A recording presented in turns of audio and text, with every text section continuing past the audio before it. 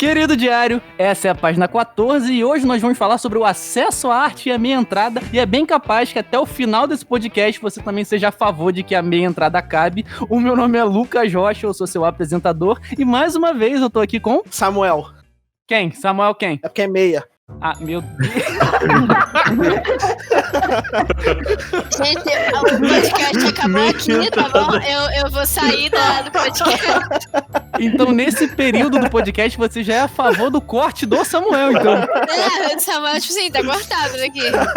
Então vamos lá. Samuel Siriaco. Stephanie Dirk. E a Stephanie, pelo que eu conheço, ela já tem meia altura desde quando eu conheci ela. Lucas Checker. É meio idiota. É sempre mais difícil de Essa traduzir. foi a apresentação mais longa de toda a história do Diário de um Artista. Meu Deus do céu. Foi. Nessa página incrível, nós temos uma convidada que é a Júlia Oliveira. Júlia, se apresente, diga pra esse Brasilzão, minha filha. O que você tá achando já desse começo doido aqui já? Eu tô me segurando pra rir, porque vocês me conhecem. Quando eu começo a rir, aí eu não consigo parar, entendeu? Mas oi, gente, eu tô muito animada pra estar aqui. Primeiro, agradeço o convite. Eu sou Júlia Oliveira. Oi, Júlia.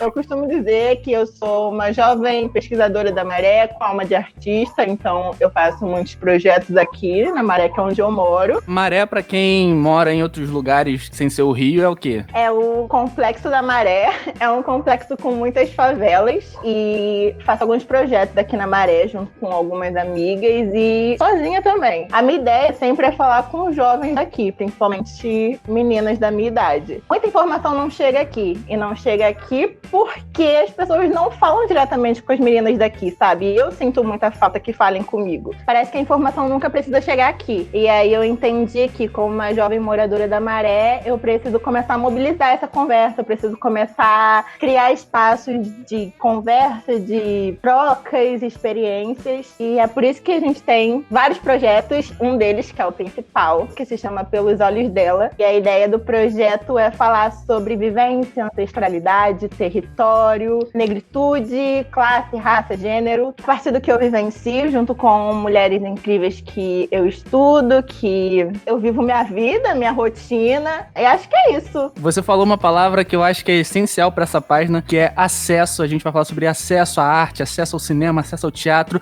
E você, ouvinte, tá entrando no Diário de um Artista.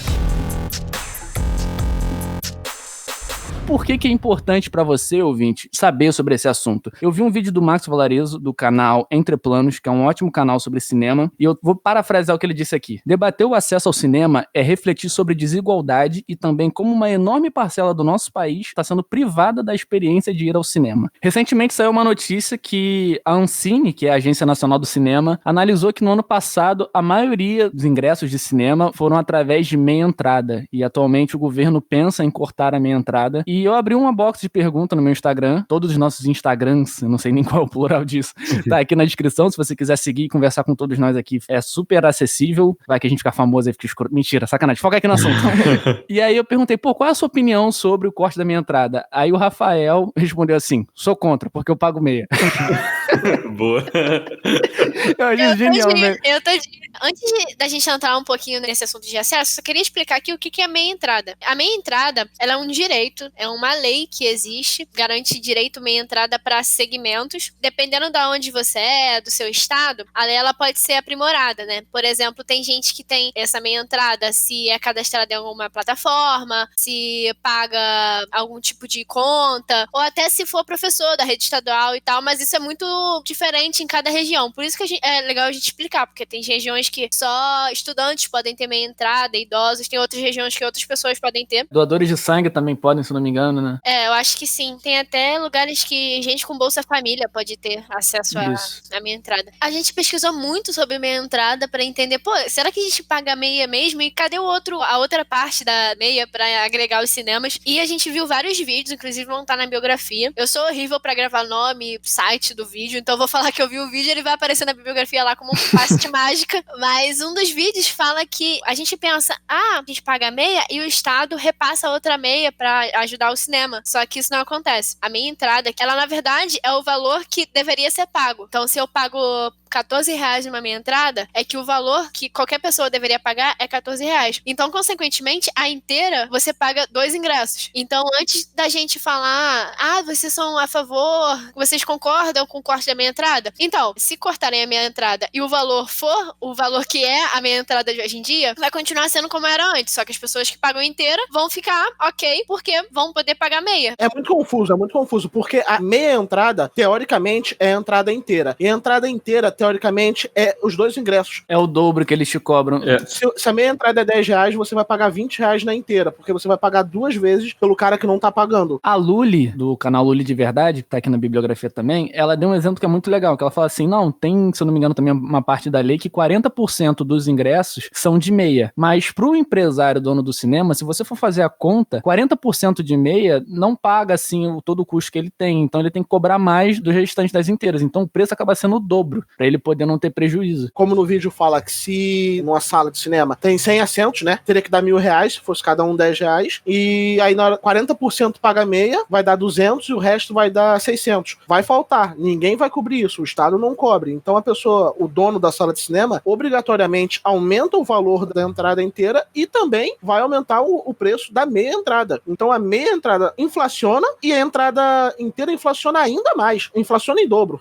Esse é o ponto. Se tá parecendo um pouco confuso pra você, porque a gente tá falando muito rápido aqui, eu recomendo fortemente você ver a bibliografia pra poder acompanhar o nosso raciocínio aqui, porque é realmente muito válido e a Luli explica isso muito bem. Mas deixando claro, gente, que só porque a gente tá falando que a meia entrada pode ser uma coisa que afeta mais a inteira, né? Ela fica mais cara. A gente também não quer que o cinema seja, tipo assim, R$1.000 pra você entrar. O mais adequado seria um preço justo pra que todo mundo tenha acesso. Mas a gente sabe, né, que isso não funciona. Não é que não funciona, né? Isso não é uma realidade tão normal aqui no Brasil. Por exemplo, algum de vocês já deixou de ir no cinema por causa do preço? Com certeza. Com certeza porque eu não faço faculdade, os meus trabalhos não me dão uma meia entrada, qualquer coisa que eu faço, então se eu vou assistir um filme normal ali no cinema, a Stephanie paga meia porque é estudante e eu pago a inteira chorando, porque além de você pagar a inteira, você quer comer alguma coisa. E aí, tipo, o preço começa a aumentar muito mais. Aí você para pra pegar isso numa família, tem o casal, tem os filhos desse casal, aí o casal não tem o direito da meia entrada. Os filhos têm, ok. Mas aí imagina uma família que não tem uma renda tão boa e só pode ir ao cinema ou consumir cultura nos finais de semana. E os finais de semana contam os ingressos mais caros. Imagina quanto que essa família vai gastar. Desculpa te interromper, se eu não me engano, quando a família é de baixa renda, eu acho que ela tem direito sim à minha entrada. Mas ela tem direito à minha entrada com comprovação. Nem todo mundo consegue comprovar isso. Ah, sim. É muito difícil. Inclusive, pra você comprovar que você é baixa renda pelo CRAS da sua... Primeiro que quase ninguém sabe como é que se comprova isso, né? Não basta você chegar lá com o seu extrato bancário. Vou chegar com a minha conta. Você tem que ter um documento que você é baixa renda e tem algum auxílio. É o NIS, eu acho, se eu não me engano. Que tem até aquele passe de ônibus gratuito ou meia entrada. Então, você tem que ter isso. E pra você ter isso, você precisa ir no CRAS. Pra você ir no CRAS, você precisa ter tempo, porque o CRAS funciona de segunda a sexta no horário comercial. Então, tipo assim, é uma dificuldade pra você conseguir um documento. Muita gente não tem isso, não tem tempo, não tem nem conhecimento pra isso. Esse próprio sistema é falho por si só. Ele vai demorar. Qualquer sistema que seja do governo, ele é falho por si só por existir. O sistema é lento, o atendimento é ruim, eles fazem tudo que for possível pra te atrasar e aí você não consegue. Eu tenho certeza que mais da metade do pessoal que é de baixa renda não sabe que tem direito ao acesso ao cinema com meia entrada. Cara, deixa eu falar, eu vim saber isso ainda agora. E tem uma coisa também que vocês estão aí falando do NIS, né? Eu trabalho no preparatório daqui da... Nossa, eu trabalho muita coisa, né? Eu trabalho no preparatório daqui da Maré e pra fazer as provas para as escolas técnicas, quem tem baixa renda também pode isenção da taxa da prova. E aí, pra isso, tem que ter o número do NIS. Então, eu vi de perto qual é o sacrifício das pessoas conseguirem isso, sabe? Muitos documentos, que às vezes as pessoas nem têm esses documentos pra conseguir esse número, sabe? É mó bizarro. Acho que o maior dos motivos de uma pessoa deixar de ir ao cinema é o preço, né? Por exemplo, aqui perto, em Pilares, aqui perto é o Norte Shopping. E a maioria das pessoas, assim, ainda mais da minha idade, esperam segunda-feira, porque é o dia que é mais barato. Era R$7,50, não sei se aumentou pra 8, enfim. E aí o pessoal espera, então lota. E tanto que muitas pessoas se dão de presente mesmo, assim, no aniversário. Ah, vamos assistir aonde? Ah, bora no Barra Shopping. E você já vai esperando pagar muito caro. Por exemplo, quando tem filme da Marvel, pô, sou mega fã. E eu sempre quero assistir na maior qualidade possível. Nem vou vou tanto ao cinema, mas quando é filme assim, grandioso, que eu gosto, eu vou. Ainda tem também uma experiência da gente marcar, de combinar junto na pré-estreia, tem todo meio que um ritual ali de amigos que a gente, vamos fazer isso, a gente quase nunca faz, mas com esse filme que é tão bom que o Samuel não gosta, vamos fazer isso, vamos? Inexplicavelmente. Se pra ver filme ruim, né? Samuel deveria ser expulso de todo shopping, isso eu concordo, mas, né? Eu também concordo. Deveria só a Stephanie entrar com a gente e ele ficar lá de fora, esse otário. Sem condição. Samuel pra filme, ele nem deveria Júlio, estar você nesse gosta de podcast filmes da cinema. Marvel? Você gosta de filmes da Marvel? Mas quem é que não gosta de filmes da Marvel? Isso! Samuel odeia. Ai, Quita, Samuel, botãozinho nossa, vermelho. Júlio, você tá disponível toda segunda-feira, às 7h30, pra gravar um podcast, que é o Samuel, acho que ele tá na hora de dar tchau. Mas aí, gente, por esse motivo, exatamente, quando a gente se organiza, sabe, é como se fosse uma coisa mega premium. Caramba, a gente vai na pré-estreia lá no Barra Shopping pra assistir com maior qualidade, só que, cara, daqui a pouco eu vou estar pagando R$60 que custa inteira, né? No Thor Ragnarok eu já paguei meia, que foi 30, meia, né? Mais o que a gente vai consumir. Então, assim, é como se a gente se desse um luxo de ir, uma coisa que deveria ser acessível para todo mundo, né? Eu queria levantar um ponto que eu não vi nas pesquisas que a gente fez, é que eu como espectador e eu como artista, eu e Samuel, nós somos artistas de teatro, atores, e... A Júlia também. A Júlia também, verdade. E quando a gente tava ensaiando, fazendo peça, etc, e o pessoal falava, nossa, R$20, mas tá caro, né, que não sei o quê. Só que aí eu lembrava de todo o esforço que eu tive de estudo, de preparação, que os meus amigos também tiveram, que a direção teve, tudo ali que a gente fez na mão, sabe, criando o nosso próprio cenário, nosso próprio figurino. Eu falava, poxa, cara, mas R$20 pra você ver isso tudo, eu acho que eu mereço isso, por exemplo, todo o trabalho que eu tive. Você tá pagando pra ver um trabalho que eu me esforcei muito pra fazer, sabe? Mas aí eu também vejo pelo lado do espectador, porque R$20 é apenas o ingresso. E ainda tem, como o Samuel falou, tem o preço da passagem, que às vezes algumas pessoas usam transporte público. Aqui no Rio de Janeiro, por exemplo, é um lugar muito perigoso, as pessoas sentem medo de sair à noite na rua, aí tem que pegar Uber ou qualquer outra marca que queira patrocinar o podcast aqui de transporte, junto. E claro, às vezes você fica 1h30, 2 horas num espetáculo, numa exibição artística, e te dá fome, você vai comer, e aí é mais gasto. Então, às vezes, num passeio assim, uma pessoa pode gastar R$50, R$100. Para algumas pessoas que podem ouvir isso aqui, mas só isso é muito pouco, mas para outros isso pode ser um valor absurdo que vai fazer falta. Ô, Júlia, aqui em São Gonçalo, né, meu país favorito, aqui tem um projeto chamado Cinema na Praça. Tem uma praça muito famosa aqui em São Gonçalo. Eles colocam filmes, eles dão pipoca, eles depois do filme explicam o que é a ideia do filme. Tem vários professores, vários produtores ali. Se eles passassem Dark, eles conseguiriam explicar. Pô, mas Dark, né, não dá pra entender, cara. Nem o diretor entendeu. Impossível. Impossível entender Dark, cara. É impossível. Eu acho que isso faz as pessoas terem ideia do que o cinema é e talvez irem mais ao cinema porque viram um filme e falaram, caraca, que legal ver um filme. Mas você acha que tem muitos projetos aí? Me conta. Aqui na Maré, a gente tem um pouco de sorte de ter muitos projetos e muitos espaços culturais que é movido por pessoas daqui de dentro. Então, assim, tem a Ona Cultural, tem a biblioteca daqui da Maré, tem o Centro de Artes da Maré, que foi ali onde eu comecei a fazer teatro. Em vários momentos a gente tenta pensar como não só trazer a cultura de fora pra cá, porque a favela é muito rica de cultura, é muito, muito, muito, muito rica de cultura. E assim, tudo que eu estudo, eu tento colocar a favela como centro. Então eu tento observar muito aqui dentro, perceber o que é arte, porque a gente olha em cada canto daqui, tem uma beleza diferente, sabe? E aí, o que acontece? A minha avó só foi ao teatro com 70 anos pra me assistir, sabe? Tem crianças aqui da minha rua que nunca saíram da Maré, nunca foram no shopping, que nunca foram ao cinema. Então, assim, da mesma forma que a gente tenta puxar a cultura de fora da favela pra cá, tentando apresentar filmes, ou então tentando fazer festival de música e várias dessas outras coisas, a gente também tenta produzir aqui dentro. Eu queria puxar sobre isso, porque por mais que a gente faça esses projetos, né, o que a gente quer é que todo mundo tenha acesso ao cinema, que todo mundo vá no cinema, sente lá naquela cadeira que às vezes tá grudada com chiclete embaixo.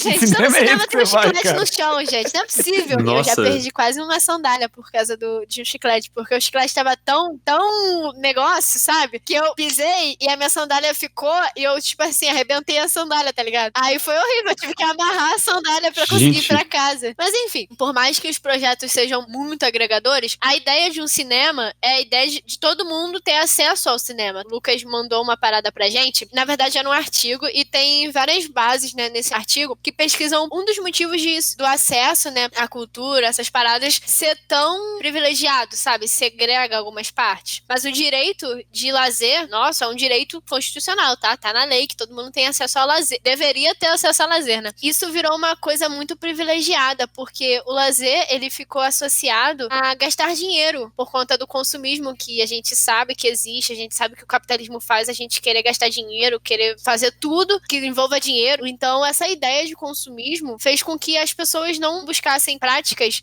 simplesmente por gostar, por apreciar, e sim pelo valor que pagam. Então, começou a ficar segregado a ideia de cultura, a ideia de lazer, e isso faz com que muitas pessoas não acessem, tanto pela condição financeira dela, como a visão que ela tem de que aquilo não é pra ela porque ela não tem uma condição financeira boa. A galera desiste, né, de ir ao cinema, de ir ao teatro, porque sabe que vai dar uma gastada de dinheiro maneira. Sim. Às vezes eu não vou no teatro porque eu também não tô com dinheiro pra pagar. Eu trabalho, mas eu tenho um monte de coisa pra pagar. Tenho um monte de coisa pra investir também, né, tipo, em cursos e em algumas outras coisas que eu vou fazendo com o meu dinheiro. E aí não sobra o dinheiro para o lazer, porque o lazer atualmente está caro. Você sentir um prazer de sair e ir num shopping, no cinema, num teatro, qualquer coisa, não tá sendo mais algo benéfico para quem é pobre. Se você fala, caramba aí, semana passada fui no cinema, eu e minha namorada, o pessoal sabe que você vai gastar um dinheiro indo no shopping, porque tu paga 60 conto quase no ingresso, dependendo do filme, tu vai ter que pagar mais uns 50 conto pra comer a pipoca de lá de dentro, que é caro pra caramba. Às vezes o combo é mais caro que o ingresso.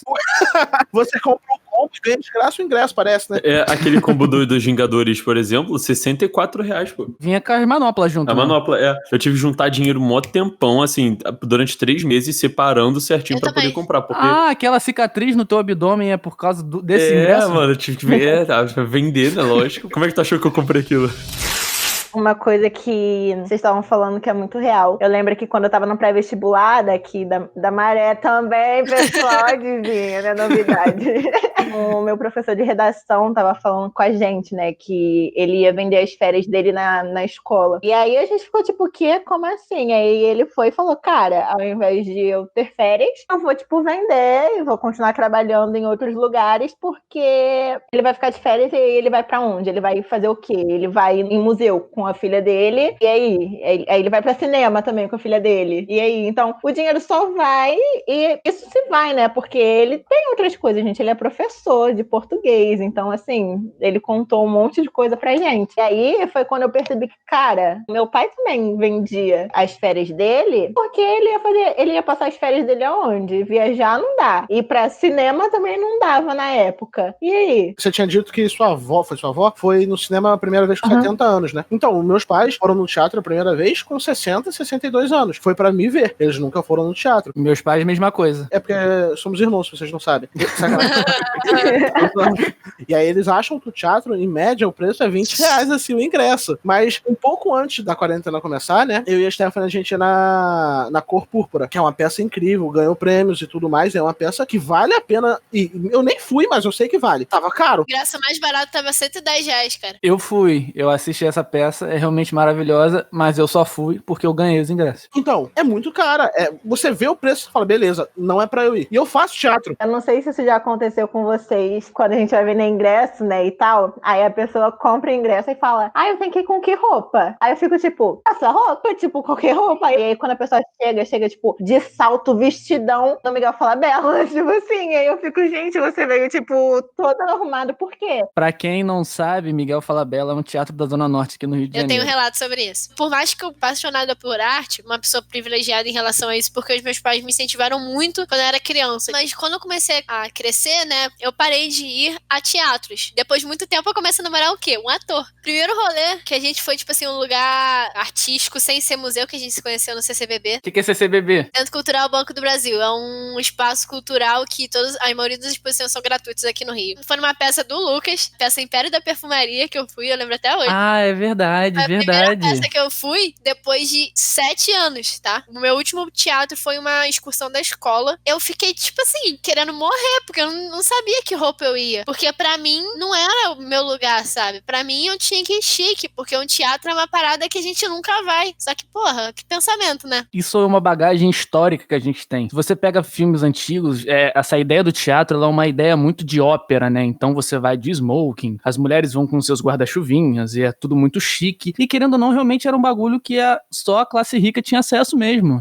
Se você pegar um filme aqui, por exemplo, Bastardos Inglórios, tem a cena lá que a mulher tinha um cinema e os nazistas fecham o cinema só pra ele, só pra classe burguesa assistir um certo filme lá. É uma parada histórica, o pessoal tem essa visão mesmo. Não, teatro não é pra mim, teatro é um bagulho burguês, é um negócio caro, não posso ir. E aí eu até queria levantar um questionamento com vocês. Vocês acham que é somente essa ideia que traz o distanciamento, essas pessoas não têm acesso, ou vocês acham que também às vezes é simplesmente uma falta de interesse? Porque às vezes você dá o acesso e mesmo assim a pessoa não vai. Porque eu já vi vários relatos, tipo assim, não, a gente fez sessão aberta. Falou, gente, eu só vim assistir, é tudo de graça e poucas pessoas foram. Eu acho muito que se trata de até mostrar a importância, porque a partir da pessoa, digo isso por experiência, que eu, não pra dizer nunca, eu tinha ido, sei lá, 2 vezes só ao teatro, ou uma. Eu era muito novo, eu nem sabia. E a primeira peça que eu fui, tipo assim, consciente, foi o Império, que eu vou assistir vocês lá no Miguel Falabella, entendeu? Só que eu não sabia quão legal era, quão importante é também apreciar aquilo tudo, né? E eu fui a partir de vocês, assim, que eu fui conhecendo, vocês foram falando, falei, pô, maneiro, eu vou. E eu gostei a beça, entendeu? Eu vi que vale muito a pena, só que eu não tinha essa noção. Talvez eu tivesse interesse, só não foi despertado ainda, não tinha sido despertado ainda, entendeu? Eu vou de polêmica, então. Eu acho que a imagem do teatro, ela é meio distorcida, porque aqui na favela, se a gente chegar e perguntar, algumas pessoas vão falar que não querem ir ao teatro porque não entendem, porque as peças,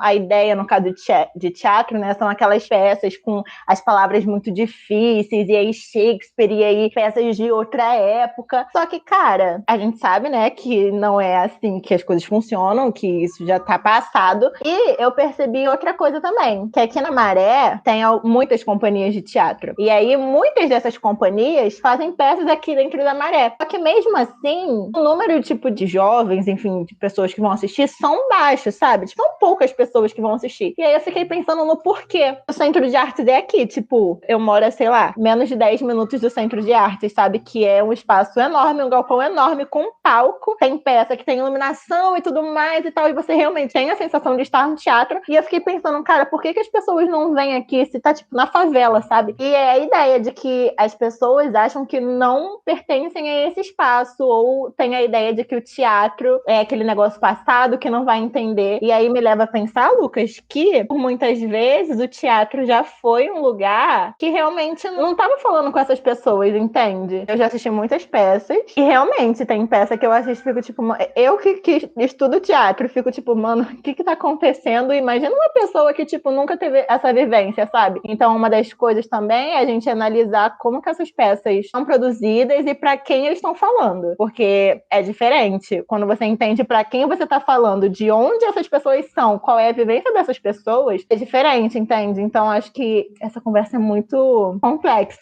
É muito interessante que, por exemplo, na Zona Norte, algo que é muito comum acontecer, pelo menos no teatro, são comédias. E comédia lota o teatro. A pessoa nunca assistiu nenhuma peça, mas ela vai no teatro pra assistir um comediante. Porque a comédia parte muito dessa ideia de rico e pobre, rico e pobre, rico e pobre, né? Da identificação, né? A pessoa vai se identificar com isso, porque ela já viu esse cara na televisão, porque ele já viu na internet. Então ele se sente mais próximo, quase que um amigo dessa pessoa. Então ela vai lá e assiste. Quando você quer trazer um Shakespeare pra favela, você não vai conseguir fazer isso tão bem, porque isso não se comunica às vezes com as pessoas que fazem teatro, como você estava falando. O que faz você perceber que Zona Norte é muito comédia, e as pessoas vão, e na Zona Sul é mais peças conceituais, uma parada mais elaborada, entre aspas, uma peça mais elitista, onde pessoas que têm acesso à cultura e à educação frequentam para apreciar a arte. Existe essa ideia de que se vai na Zona Sul, é uma arte refinada. Se for na Zona Norte, aquilo dali pro pessoal que não tem tanta renda. É mais banal, né? Mais banal. E é complicado também, porque eles falam que Shakespeare, por exemplo, não é pra favela. Isso tá, tipo, muito errado, porque é sim, sabe? Tipo, acho que tudo é pra todo mundo. Só que é isso, é a maneira que você apresenta e é a maneira que você produz aquilo, entendendo o nosso público-alvo. E é muito doido também ficar pensando que, cara, aqui na Zona Norte tem um monte de comédia e mais pra Zona Sul tem essas peças mais clássicas, digamos assim. Isso significa o quê? Que a gente não vai dar oportunidade, a gente não vai abrir espaço para que as pessoas daqui da Zona Norte tenham acesso a essas peças. Então, cara, eu lembro de uma peça que eu tive... Foi onde eu te conheci, Samuel. Uma peça que a gente assistiu lá no... Teatro Net,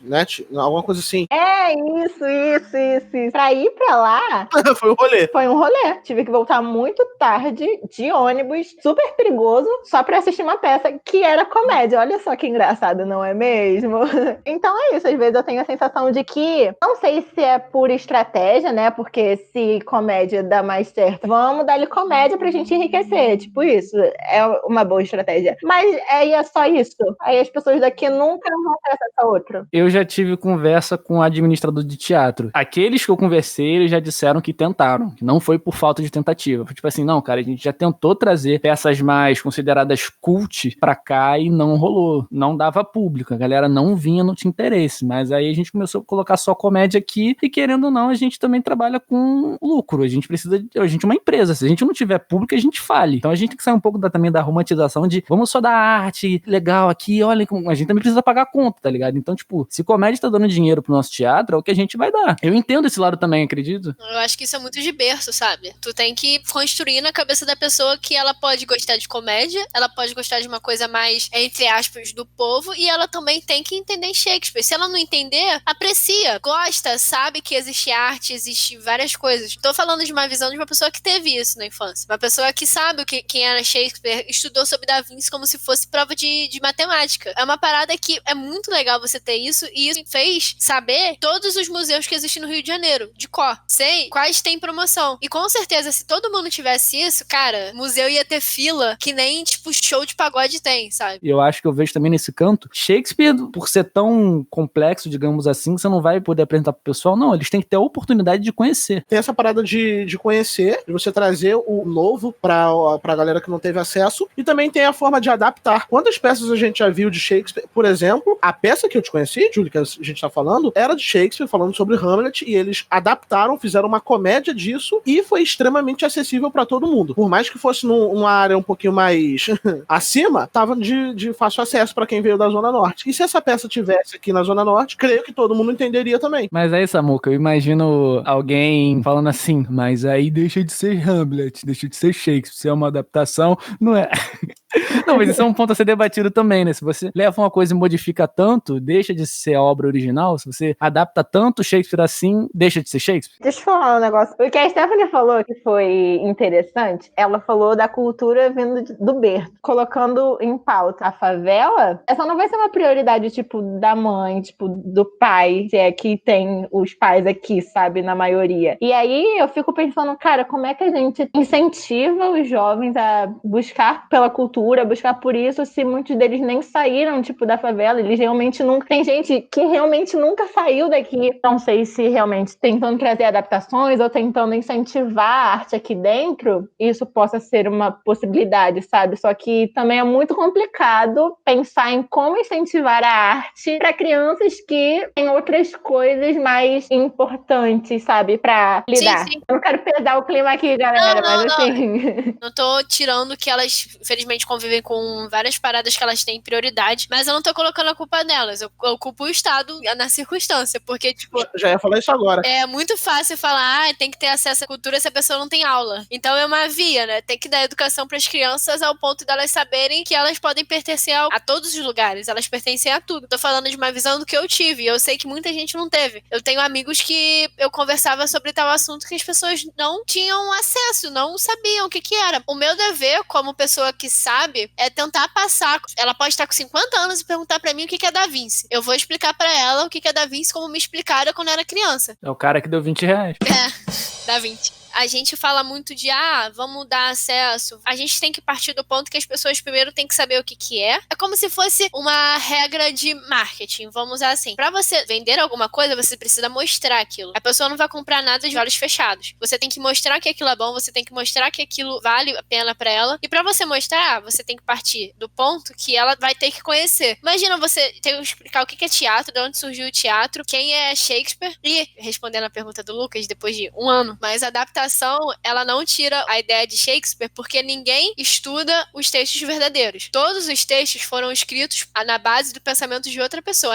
Muitas pessoas conseguem ler o texto de Shakespeare, sim. Pessoas que botam o dicionário do lado. E nem o dicionário, porque às vezes tem termos que eram só daquela época. Então a adaptação, ela não é uma parada ruim. Ela é uma adaptação para os tempos e os pensamentos de hoje em dia. A gente tem que adaptar o pensamento dos filósofos, dos historiadores, dos artistas, de todo mundo, para que aquilo se adeque ao momento. Não adianta eu querer falar de Marx como é que Marx falava. Marx não sabia escrever direito. Gente, a letra de Marx é horrível. Como é que eu vou falar aquilo, tipo assim, pra alguém entender? Eu tive que, um historiador teve que fazer aquilo pra eu entender. Então a adaptação, ela não desvaloriza nada, sabe? Ela faz com que as pessoas entendam. E uma resposta também, Tefinha, é que só o fato do texto, por exemplo, de uma possível tradução de Shakespeare já tá em prosa, já se torna, entre aspas, errado. Porque ele escrevia em verso. Eram como se fossem poesias. Então isso já é diferente do original, além das traduções. É, né? tem várias adaptações e tá tudo bem. Ó. O que importa é você passar a informação. Eu acredito que pra pessoa ter acesso à cultura ou qualquer coisa do gênero, isso deve começar na educação de base. Para um adolescente conhecer o teatro, conhecer o museu, conhecer uma pintura, ele deve ter pelo menos uma base do que é um pouco de arte. Eu estudei numa escola onde eu tinha a matéria de arte, porém foi jogado assim, sabe? Desenha aí e o que você desenhou é arte, pronto, é isso. Eu sei muito mal quem é Picasso, Salvador Dalí. Eu não tive um ensino que me mostrasse o que é arte. Eu descobri arte na sorte, porque um professor quis entrar no colégio e dar aula de teatro. Pra você ter ideia, eu não conhecia isso. Eu não sabia que pra ser dublador, por exemplo, eu tinha que ser ator, porque eu não sabia nem como é que era pra ser ator. Eu pensava que os caras eram muito bons ali, chamavam pra gravar e fazia o filme. Então você tem que trazer a cultura e a educação pra base. Vamos preparar desde criança até o momento que você sai do ensino médio pra você ter um pensamento crítico e conseguir decidir determinadas coisas. Vamos mostrar o que é arte. Vou botar arte como qualquer coisa, tanto atuação, pintura, música e tudo mais. Vamos mostrar as matérias comuns e aí eu não vou te incentivar dizendo assim, olha, se você quiser ser alguma coisa, você precisa ser engenheiro, você precisa ser um médico. Não, vamos mostrar as opções que ele tem e quando ele chegar num certo momento ele consiga decidir, ele consiga olhar as opções dele e falar, nossa, olha o tanto de possibilidades que eu tenho. Não ele terminar o ensino médio e falar assim, toma, escolhe agora, porque se tu não escolher, olha só, tu vai ficar desempregado, tu não vai ter um futuro e olha só,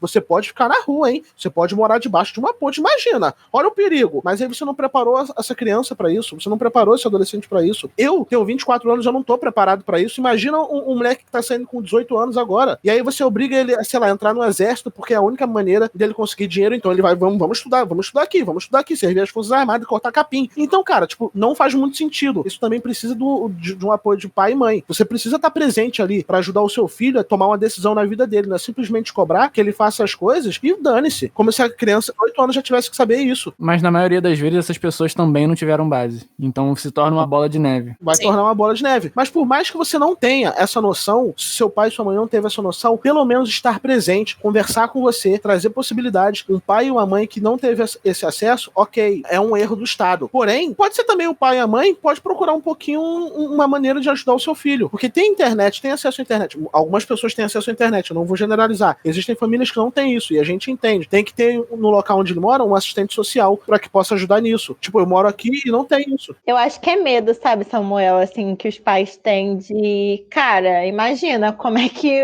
uma mãe, sei lá, uma mãe solteira que teve que trabalhar em vários lugares da vida toda para sustentar a família toda, vai reagir quando ouvir um filho falando que quer ser ator, sabe? Porque a imagem do que é ser ator, do que é fazer teatro é muito errada. Por quê? Porque ao mesmo tempo que o sistema educacional não dá base nenhuma pra gente em relação a mostrar essas possibilidades de profissões, além das padrões, né, que a gente já conhece, também tem a pressão de que você tem que ser muito brabo naquilo que você escolher, que tem que ser uma profissão muito boa. Então, por exemplo, eu tenho muito a sensação, às vezes, de que, cara, eu tenho que ser uma super heroína porque eu tenho que disseminar a palavra da arte para todos. Só que, cara, assim... Não é a nossa obrigação. Exatamente, não é a nossa obrigação. obrigação. É muito cruel, porque eu só fui entender que... Gente, eu lembro muito que no 9º ano a gente ia fazer provas para escolas técnicas e eu falei que eu queria ser bailarina e aí o meu professor virou e falou que o máximo que eu chegaria seria ser dançarina do Faustão. Como se fosse uma coisa muito ruim, não é mesmo? E aí eu fiquei com muita vergonha nesse dia, eu fiquei muito triste. E aí eu parei de dançar por um tempo. E aí no pré-vestibular, quando eu falei que eu queria cursar licenciatura em artes cênicas, todo mundo falava que não, porque isso não vai me dar dinheiro, eu vou morrer de fome e tudo mais. E aí por um momento eu também quase desisti disso. Hoje eu tô ressignificando o que é arte pra mim, sabe? A arte é um estilo de vida. E aí quando eu percebo que ilustradores são artistas, escritores são artistas, grafiteiros são artistas, eu fico, caramba, imagina se as crianças que gostam de desenhar entenderem isso agora na infância. Imagina quão longe eles podem chegar se a gente entender e se o sistema educacional influenciar para que eles continuem estudando isso, sabe? Eles não vão precisar passar por tantas crises como a gente passou durante todo esse período.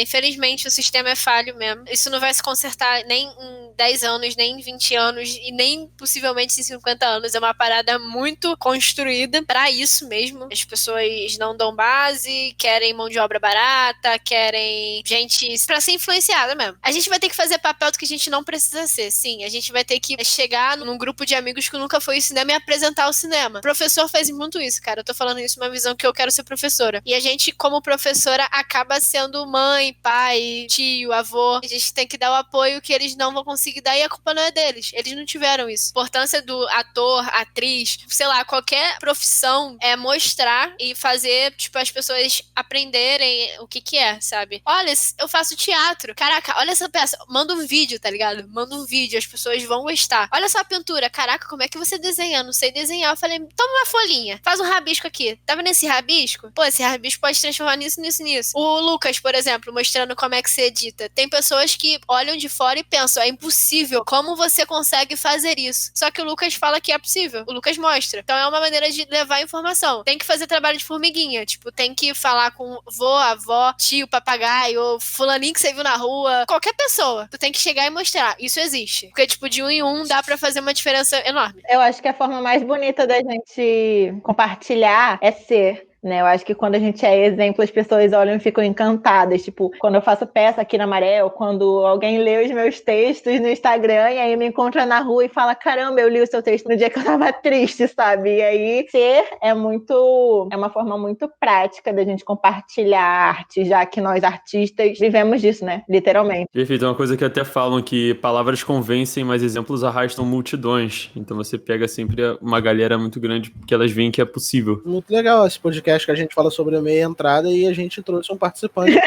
Só assiste. Como é que foi pra você, Checker, ser um ouvinte dentro do podcast? Cara, foi incrível, foi uma sessão maravilhosa. E como ouvinte, o mínimo que eu posso fazer é dar o like e me inscrever, já fiz isso, né? Ó, isso é uma boa. Se você tá ouvindo pelo YouTube, não esquece de se inscrever no canal pra você sempre receber os nossos podcasts toda segunda-feira, 10 da manhã. Se você estiver ouvindo pelo Spotify, Deezer e todas as outras, segue aqui pra você também ser notificado. E, Checker, tu pagou inteiro ou meia? Perfeito, cara. Tive o privilégio de pagar o dobro aí, né? Pelas contas faz sentido. Mas, cara, é sempre muito bom, assim, eu não tenho que saber de tudo e eu aprendi muito aqui, com certeza vou aprender muito mais, vou ficar calado em muitos outros podcasts ouvindo, que eu realmente domino o assunto e, assim, como eu tô aprendendo a beça e qualquer pessoa tem capacidade para aprender também, entender o valor das coisas que todas foram passadas aqui, né? E uma coisa, antes desse podcast, eu tava achando que ele ia ir totalmente por um lado só. Só que aí quando eu comecei a pesquisar pra poder falar aqui e ter base, a minha opinião mudou totalmente. Foi até que a gente falou no grupo o tempo todo. Tipo, cara, a gente tá vendo esses argumentos aqui sobre a meia entrada e a gente tá começando a concordar que realmente, mano, as pessoas pagam o dobro e talvez seja melhor se acabasse ou não. Isso é uma coisa que a gente tem que esperar, ver de que forma que o governo faria, né? Porque a ideia de você acabar com a meia entrada sendo de uma forma legal é que se o valor do ingresso diminuísse e aí todo mundo pagasse um valor mais acessível. Mas a gente desconfia muito de que isso aconteça, que é a mesma história de que a gente vai agora baixar o valor da passagem do avião cobrando a mala à parte. E não foi o que aconteceu, tá ligado? Então, tipo, a gente fica muito na dúvida ainda de saber qual é o certo, qual é o errado, porque depende. Bom, se você estiver assistindo pelo YouTube, você tem a caixa de comentários aí pra você dizer se você é a favor ou contra a extinção, né, da meia entrada. Se você estiver ouvindo em qualquer outra plataforma que não tenha a aba de comentários, você pode procurar a gente no Instagram e conversar, que a gente vai estar super disponível pra conversar com você. Tá tudo aqui na descrição, e a frase dessa página é do Aristóteles, nosso brother Totó, que ele falou que Totó. Não consegui ficar sério nessa. Vem cá, Totó, vem cá. Então, que ele diz que a arte imita a natureza. Em geral, a arte perfaz certas coisas que a natureza é incapaz de elaborar e a imita. Por que é legal trazer essa frase pra cá? Porque eu consigo ver a arte também como uma lente de aumento da realidade. Se a gente dá acesso à arte para a população, para a sociedade, ela consegue observar a si própria. Ela consegue se ver, se reconhecer ali e descobrir antes problemas que ela não reconhecia no dia a dia, que passava batido. Ela consegue ver possíveis soluções para os seus problemas e se identificar no outro. Talvez uma pessoa que esteja passando por dificuldade financeira, ao ver uma peça de teatro em que o personagem passa por isso e tem uma trajetória, no caso, no final feliz, ele pode se motivar e querer também solucionar os problemas dele. Então a arte pode ser uma coisa de grande ajuda. Um povo sem cultura é um povo sem história, sabe? Eu acho que a gente precisa de mais arte. Eu acho que o mundo talvez não fosse estar tão ruim se mais pessoas tivessem acesso à arte. Nós estamos voltando na próxima página. Um beijo!